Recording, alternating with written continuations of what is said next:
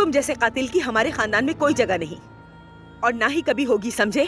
अगर अब्बास कहीं दिख जाए तो उसकी नजरों में हरगिज़ मत आना। तुर्क सिविल कोड नंबर 4720 के आर्टिकल 166 के तहत फरीकैन की तलाक की दरखास्तें मंजूर कर ली गई हैं। तैयार हो ना तुम?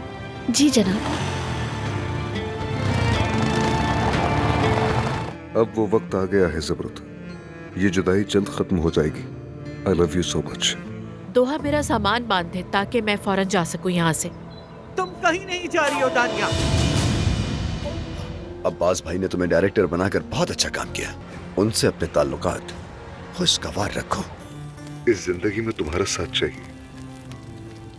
मेरा हाथ थाम लो ज़मरुद।